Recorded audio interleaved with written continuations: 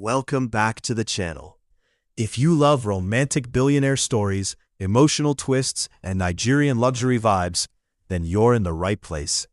Today's story will take you from under the bridge to the billionaire's mansion, from tears to love, and from wicked in-law drama to shocking wedding scenes. Get comfortable, because this one is full of romance, betrayal, luxury lifestyle, and dramatic humor. Before we dive in, please like this video if you enjoy emotional love stories. Subscribe to the channel for more hot Nigerian billionaire dramas every week, and turn on the notification bell so you don't miss the next episode. Your support helps this channel grow and brings you more sweet, spicy stories like this one. Now, let's get into today's story. The sun in Lagos didn't shine, it attacked. Heat pressed down on the road, the kind that made car engines sigh and human beings question their life choices. Traffic stood still near 3rd Mainland Bridge, horns singing the national anthem of impatience. Inside a black Range Rover, Obinna Okafor loosened his tie. Billionaire problems, late for a board meeting, AC fighting for its life, phone buzzing with messages he didn't want to read. He looked out of the window, bored and irritated, when something unusual caught his eye. Under the bridge, among street hawkers and people running from the sun, a girl sat quietly on a torn carton. She wasn't begging, she wasn't shouting, she was drawing. Obinna frowned. "Is she sketching?" he muttered. The driver glanced. "Oga, Lagos is full of surprises."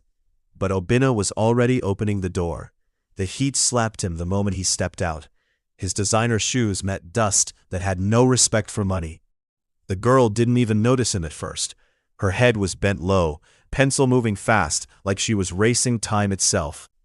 "What are you drawing?" Obinna asked gently. Sandra looked up. Fear flashed in her eyes. Rich men rarely came with good news. "I'm sorry, sir. I will move." "I didn't ask you to move," he said, raising his hand slightly. "I asked what you're drawing." She hesitated, then slowly turned the paper toward him. Obinna froze. It was the bridge, but not the dirty, noisy one around them. In her drawing, the bridge looked powerful, almost alive. The cars were tiny, the people had shadows and expressions. Even the cracks in the road were beautiful. "You drew this? Here?" Sandra nodded. "I see things differently." He swallowed. "What's your name?" "Sandra." "How old are you?" 22. Obinna sat on the curb like a man who forgot he was rich. "Why are you here, Sandra?" Her fingers tightened around the pencil. "My parents died 6 months ago. Plane crash." The words came out flat, like she had said them too many times, and the pain had gotten tired of screaming. "My uncles took our house. They said a girl has no right to property. They told me to leave." Obinna blinked slowly. In his mind, he was already seeing his own mother's face, powerful, strict, rich, capable of love and cruelty, depending on who was standing in front of her. "And your talent?" he asked quietly. "Why are you wasting it under a bridge?" Sandra gave a small, bitter smile. "Sir, talent doesn't pay transport. Hunger doesn't respect gifts." That one hit him in the chest. Traffic horn blared behind him. His driver coughed politely. "Oga, meeting." Obinna waved him off. For the first time in a long while, money felt useless in his pocket and powerful in his hands at the same time. He stood up. "If you trust me," he said, "come with me." Sandra stared at him. Trust a stranger in Lagos? That was how people disappeared into stories nobody finished telling. "You don't have to," Obinna added. "At least for today. A bath, food, somewhere safe." Sandra looked at her drawing, looked at the bridge, looked at Obinna's calm eyes. Something inside her whispered, "If you stay here, nothing will change." She stood up. "Okay, sir," she said softly. "I will follow you." As she walked toward the car, Obinna didn't know it yet, but his life had just taken a turn no amount of money could control.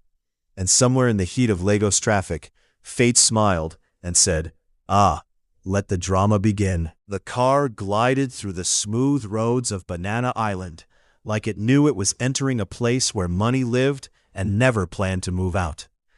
Sandra pressed her face to the window, trying not to look too shocked. The houses looked like they were competing with each other. One had a swimming pool bigger than her former living room. Another had a fountain that was probably drinking clean water, while some people were fetching from boreholes. She whispered to herself, So rich people live like this every day? Obina smiled faintly. You'll get used to it. She laughed nervously. Sir, I'm not planning to get used to it. I just want to bathe and eat. The gates of Obina's mansion opened slowly, like the house itself was judging whether Sandra deserved entry. Tall glass walls reflected the afternoon sun. The compound smelled like fresh flowers and money. Inside, the interior screamed modern Nigerian luxury. Cream marble floors, gold-trimmed mirrors, carved wooden panels with subtle African patterns, soft brown leather sofas, and abstract art pieces that looked expensive even when you didn't understand them. Sandra stopped walking. Are we in a hotel? Obina chuckled. No, this is home. Ah, she blinked. Your house has better lighting than my entire life. That one caught Obina off guard. He laughed properly for the first time that day. A housekeeper appeared, shocked to see a dusty girl standing beside her boss. Oga, welcome, sir.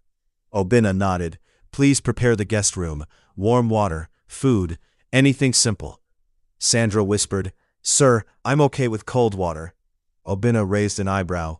My water doesn't know how to be cold. She almost smiled. Warm water and soft towels. The bathroom alone felt like a small spa.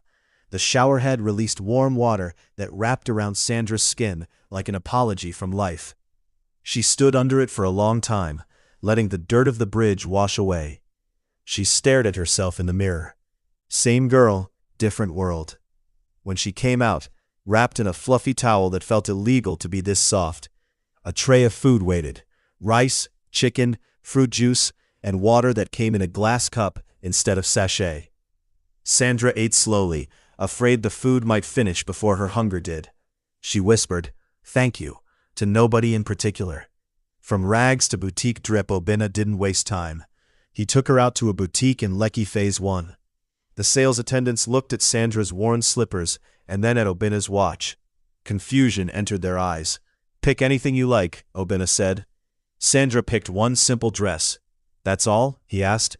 Sir, my confidence is still loading, she replied. He laughed. We'll help it load faster. Soon, the shopping bags were many. Sandra kept saying, This is too much, and Obina kept replying, Relax, my account won't cry. By the time they returned to the mansion, Sandra looked like someone who had been waiting for her life to start, and finally found the start button. The study room. Obina walked her into his study room. Floor-to-ceiling glass windows, city skyline view, a long wooden desk, shelves filled with books and art magazines. This can be your drawing space, he said. Sandra touched the table gently. Sir, are you sure? He nodded. Talent needs space to breathe. She sat down, picked up a pencil, and for the first time in months, drew without fear of rain, hunger, or being chased away. Obina stood at the door, watching her concentrate. In that quiet moment, something strange stirred in his chest. Not pity, not charity. Interest. A soft beginning. Later that evening, Sandra stood at the balcony, looking at the city lights of Lagos. Your city looks beautiful from here, she said. Obina leaned on the rail beside her. Only when you're not the one suffering in it. She nodded. Thank you for today. I don't know how to repay you.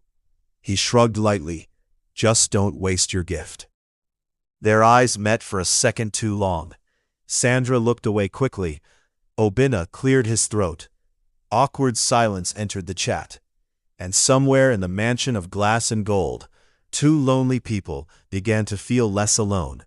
Without knowing, they were stepping into a story that would soon test love, pride, and power.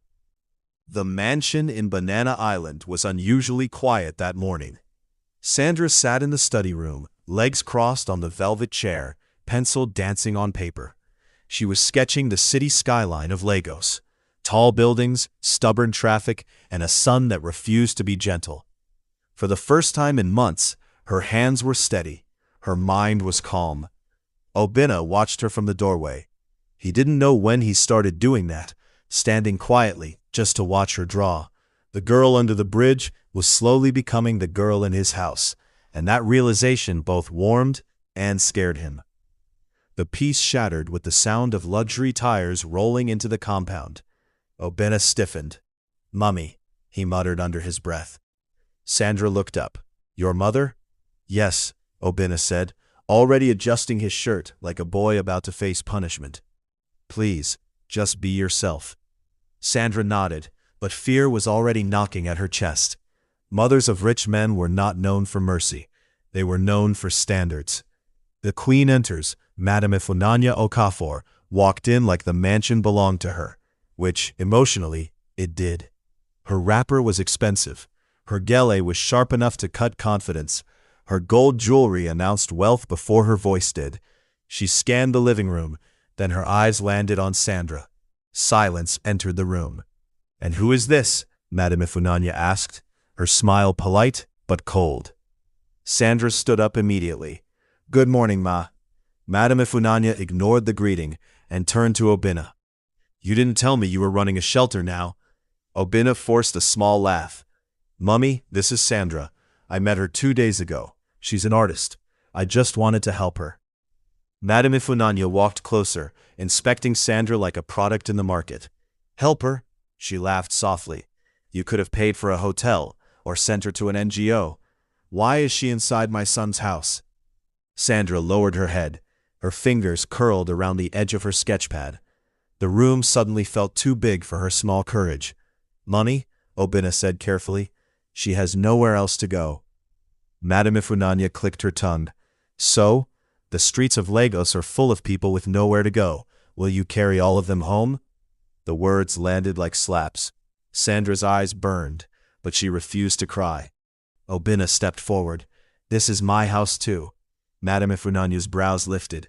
"Ah, so you are reminding me of ownership now?" She turned to Sandra. "Listen to me, young lady.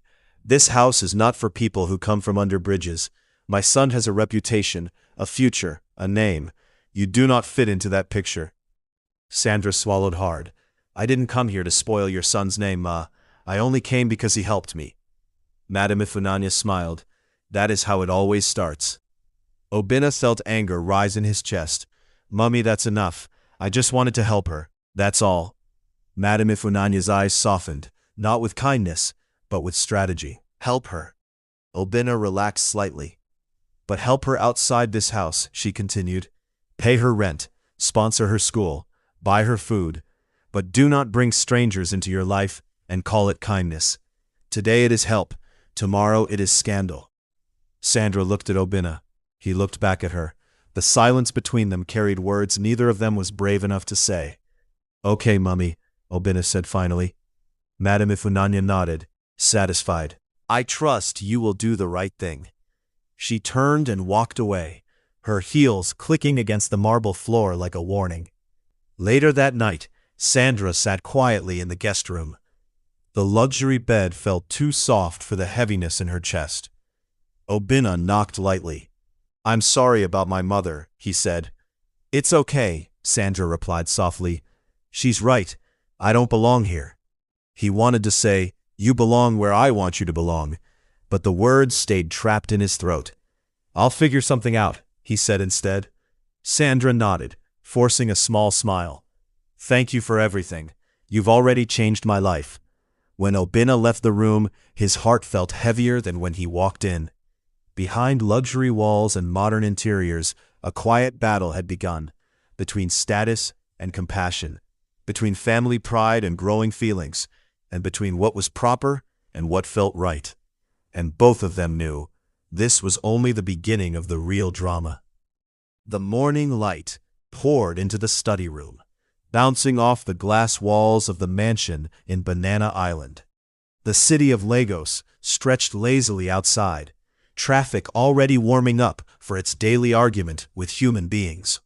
Sandra sat quietly at the long wooden desk, staring at a blank sheet of paper. After Madame Ifunanya's visit, something inside her had changed. The mansion no longer felt like a safe place. It felt like borrowed space, space that could be taken back at any moment. She picked up her pencil anyway. When she drew, her heart spoke. She began with Obina's eyes, calm, kind, heavy with things he didn't say. She drew his face from memory, the slight curve of his lips when he smiled gently, the stubborn line of his jaw, the small scar near his eyebrow. Her hand moved confidently, like she had known his face all her life. By the time she finished, the drawing looked so real it felt like it might blink. She stared at it, breath caught in her chest. Why did she know his face this well? The reveal. Obinna walked in quietly, as he had started doing lately. Sandra? She jumped slightly. Sir, I mean, Obinna. He smiled. You can call me Obinna. She turned the paper toward him. His breath left his body. It was him, not just his face, his mood, his quiet loneliness, the weight he carried behind his wealth. This is, he swallowed. This is me. Sandra nodded shyly. I draw people the way I feel them, not just the way I see them. That's dangerous, he joked softly. You're exposing my secrets. She laughed, and for a moment, the tension of Madame Ifananya's words faded. The second drawing. Sandra hesitated, then reached for another sheet. There's another one, she said quietly. She turned it over. It was a drawing of her standing behind Obinna, holding onto his jacket, while darkness surrounded them. He stood in front of her, shielding her from shadowy shapes. My only protector, she whispered, embarrassed by her own honesty. The room went silent. Obinna's chest tightened. He had been protecting people with money all his life. Investments, staff, partners. But nobody had ever drawn him as someone who protected hearts. He looked at Sandra, the girl under the bridge, the artist in his study room, the woman who was slowly stepping into a space he never planned to open. You don't need a protector, he said gently. She shook her head. Everybody needs someone, even strong people. That one entered his soul without knocking. Lines they shouldn't cross. Their eyes held for too long. The silence was loud. The air between them felt charged, like the room was waiting for something reckless. Obinna stepped back first. This is beautiful work, he said, clearing his throat. You're incredibly talented. Sandra nodded, biting her lip. Thank you for giving me space to draw again. He turned to leave, then paused. Sandra, my mother. I know, she said softly. I won't cause you trouble. You already are trouble. The good kind. But he didn't.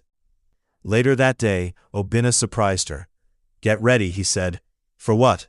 Your art needs fresh air, and you look like someone who hasn't seen joy in a while. They drove out to Elagushi Beach.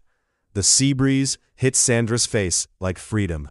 She laughed when the waves chased her feet. Obinna laughed when she squealed and ran back. You're not scared of the ocean? She asked.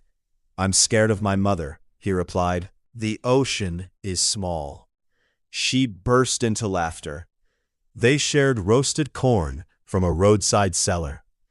Sandra teased him for not knowing how to hold hot corn properly. Billionaire problems, she joked. Don't expose me, he said. I'm sensitive.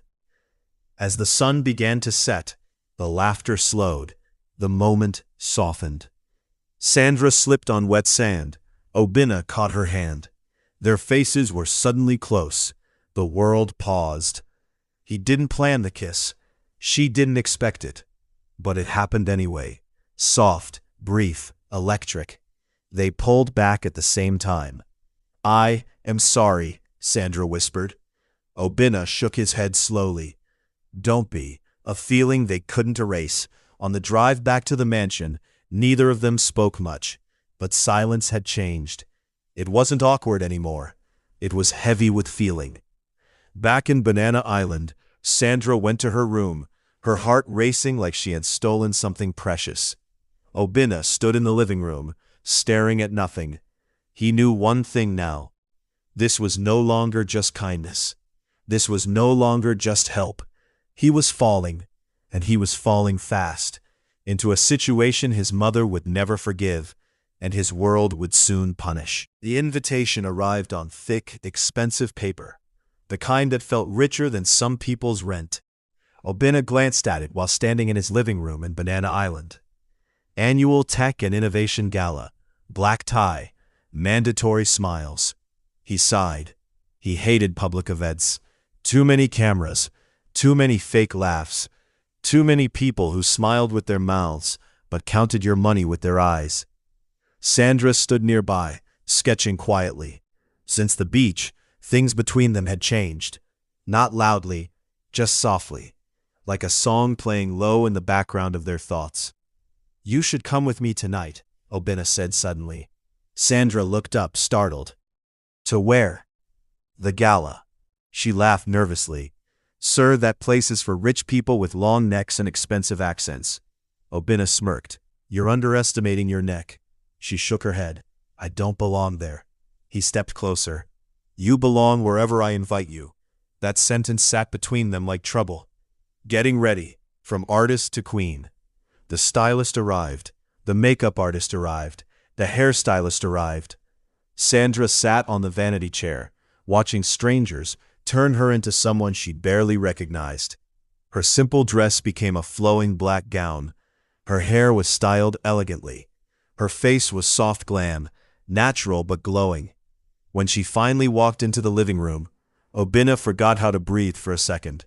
"Is it legal to look like this?" he asked. Sandra laughed shyly. "Sir, you're making me uncomfortable." "Good," he replied. "Now you know how I feel around you." They both froze, then laughed it off like adults who were pretending not to fall in love. The gala. The gala was held at Echo Hotel and Suites. The entrance glittered with lights, cameras flashing like they were fighting for attention. Luxury cars lined the driveway. The air smelled like perfume, power, and silent competition. As Obina stepped out with Sandra on his arm, the cameras noticed. "Obina Okafor. Who is the lady? New girlfriend?" Sandra's fingers tightened around his sleeve. "Should I run?" she whispered. He leaned closer. "If you run, they'll chase you. Walk like you own the ground." They walked in. Inside, the interior was pure luxury. White and gold decor, crystal chandeliers, soft live band playing in the background. People turned. Whispers followed them like shadows. "That's Obina. Who's that girl?" "She's not his fiancée." Across the room, the elegant fiancée, the woman his mother had arranged for him, stood frozen, her smile breaking slowly. Jealousy entered her eyes like poison. Public eyes, private hearts. They moved through the crowd. Business partners greeted Obina. Sandra smiled politely, trying not to disappear into the floor. A photographer called out, "Sir, look here." Flash. Another flash. The moment Obina gently placed his hand on Sandra's waist to guide her through the crowd, cameras caught it. The internet was already preparing gossip. Obina whispered, "They can't eat you." Sandra forced a smile. "They can eat my reputation." He looked at her. "I won't let that happen." Famous last words. The spark that started the fire. The elegant fiancé approached them, glass of champagne in hand, smile tight. "Obina," she said sweetly, "you didn't tell me you were bringing a guest." He met her eyes calmly. Plans change. She turned to Sandra, her gaze sharp. "Hello. I'm the woman his mother picked for him." Sandra swallowed. "Nice to meet you. Enjoy the night while it lasts." She walked away. Sandra looked at Obina. "I think I just made an enemy." Obina sighed. She was already one. When scandal was born, by the next morning, blogs in Lagos were on fire. Tech billionaire spotted with mystery girl. Who is the new woman in Obina Okafor's life? Is the wedding off? Photos of Obina and Sandra filled timelines. Her simple past became public guesswork. People created stories where there were none. Sandra stared at her phone, trembling. "I didn't know it would be like this," she whispered. Obina placed a hand on her shoulder. "I'm sorry. My world is loud. It doesn't know how to love quietly." Outside the mansion gates, drama was knocking. And somewhere else in the city, Madame Ifunanya Okafor was reading the news, her lips tightening, her pride burning, and her next move already forming. The mansion in Banana Island was eerily quiet. The soft hum of the air conditioning could not hide the tension that had settled like a storm cloud. Obina was in his office, papers untouched, mind elsewhere. The gala had gone viral, headlines screaming, Obinna Okafor's mystery girl sparks scandal were trending across social media. Bloggers were having a feast.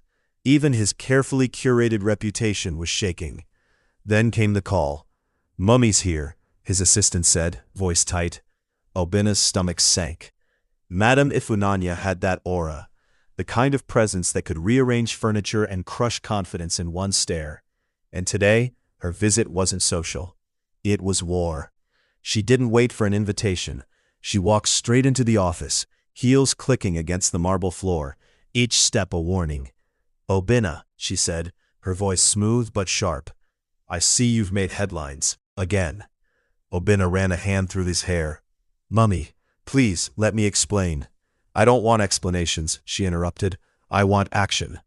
Obinna's heart sank. He knew what was coming. From behind her heels, Sandra appeared, holding a sketchpad tightly against her chest. She had just arrived from the study room, unaware that the queen of the house had entered with a mission. Madame Ifunanya's eyes landed on Sandra. "So, this is the girl?" Sandra nodded, voice small. "Yes, ma." "You have no idea what you're doing," Madame Ifunanya continued. "Do you know who I am, who my son is?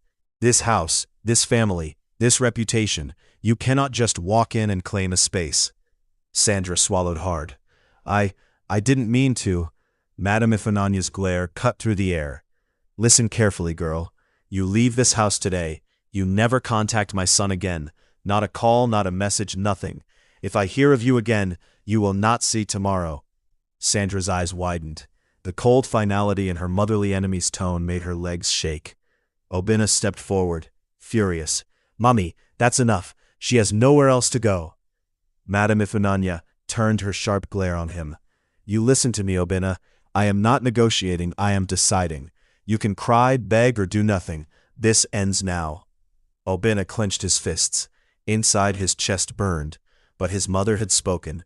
He couldn't argue, not against her power, not against her wrath. Sandra didn't wait. She grabbed her small bag, holding her sketches tight. Her heart ached in a way money could never fix. "I understand," she whispered to Obinna.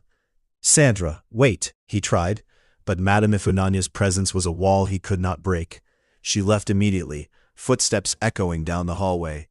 Obinna stood frozen in the office, staring at the closed door. His world felt suddenly emptier. His study room, the balcony, even the beach seemed distant.